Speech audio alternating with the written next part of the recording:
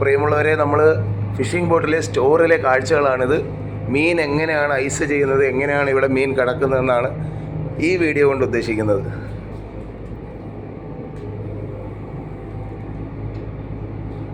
അത്ര വലിയ ബോട്ടൊന്നുമല്ല, ഒരു മീഡിയം ബോട്ടാണ്. ഈ കാണുന്നതെല്ലാം വളമാണ്.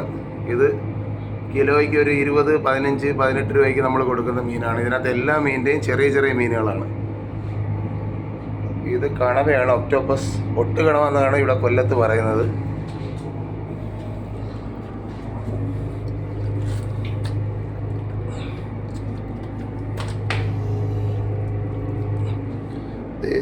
ഇത് വലിയ കണവയാണ്, പേക്കണവെന്ന് പറയും.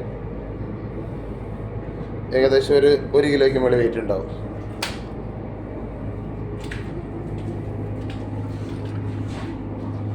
ഇത് നമ്മുടെ ഉലുവ മീനാണ്. അത് കിളിമീൻ, കോര, അയില, മാന്തല്. ഇത് വലിയ ചെമ്മീനാണ്, കഴന്തൻ എന്ന് പറയും, കഴന്തൻ, വലിയ കൊഞ്ച്. ഇത് പുല്ലൻ ചെമ്മീൻ. ഇതെല്ലാം മിക്സർ മീനാണ്, എല്ലാം കൂടെ മിക്സാണ്. ഇത് തെരണ്ടിയുണ്ട്, കോരയുണ്ട്, അയിലയുണ്ട്, ചീലാവുണ്ട്.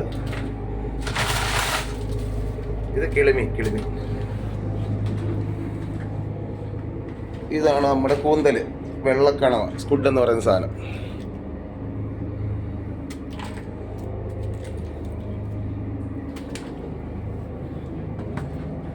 പിന്നെ ഇത് കാരലാണ്, മുള്ളൻ, കുറിച്ചി എന്നൊക്കെ പറയുന്ന സാധനം.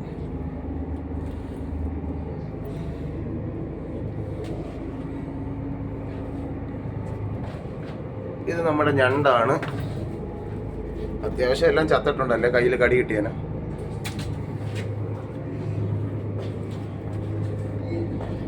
ഇത് ഓവിക്കൊഞ്ചെന്നാണ് പറയുന്നത്. അത്യാവശ്യം നല്ല വലിപ്പമുള്ള കൊഞ്ചാണ്.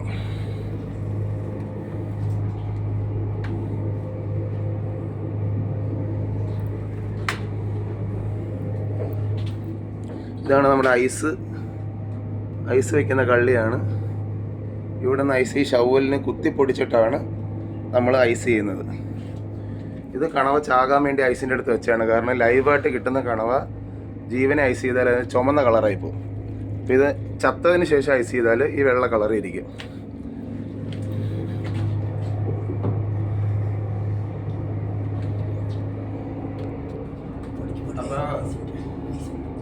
അപ്പോൾ ഇതാണ് നമ്മുടെ ബോട്ടിൻ്റെ ഒരു ഏകദേശം സ്റ്റോറിൻ്റെ ഒരു രൂപരേഖ.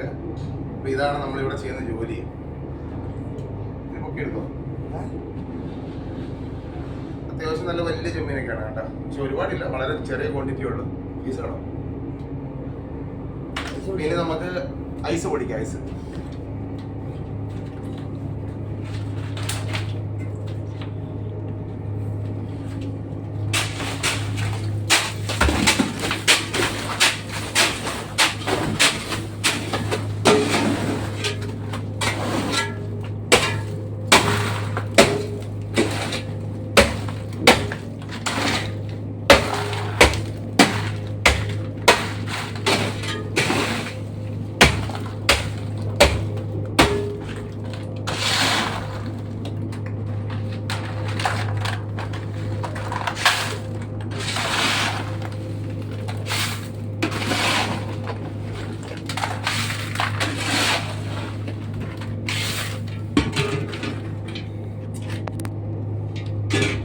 അപ്പോൾ നമുക്കിനി ഞണ്ടിനകത്ത് മീൻ ഐസ് ചെയ്യാം.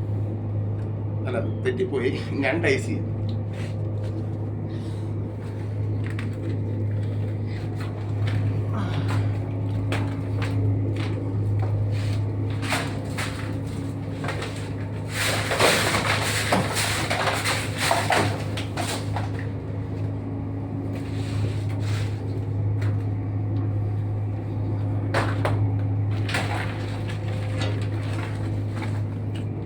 ഐസിൻ്റെ അളവ് കുറഞ്ഞു പോയാൽ എന്തായാലും കരയ്ക്ക് ചെല്ലുമ്പോൾ മീൻ ചീത്തയാവും. അപ്പോൾ അതുകൊണ്ട് കൃത്യമായിട്ട് ഐസ് ചെയ്തില്ലെങ്കിൽ നമുക്ക് അതിനനുസരിച്ചുള്ള പണിയും കിട്ടും. പിടിച്ച ചരക്ക് വേസ്റ്റ് ആയാൽ 1 രൂപ കിട്ടത്തില്ല. ഒന്നാമത് 4 ദിവസത്തെ പണിയാണ്. 4 ദിവസം പണി കഴിഞ്ഞിട്ട് കരയ്ക്ക് ചെല്ലുമ്പോൾ എങ്ങനെയെങ്കിലും നമുക്കൊരു 5,000-6,000 രൂപ കിട്ടിയില്ലെങ്കിൽ വളരെ നഷ്ടമാണ്.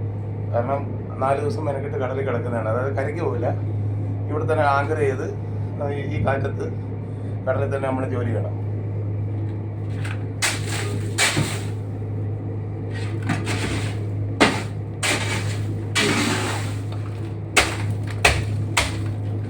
ഇവിടെ നിൽക്കാൻ ഭയങ്കര ബുദ്ധിമുട്ടാണ്, അതാണ് നന്നായിട്ട് കിതയ്ക്കുന്നത്.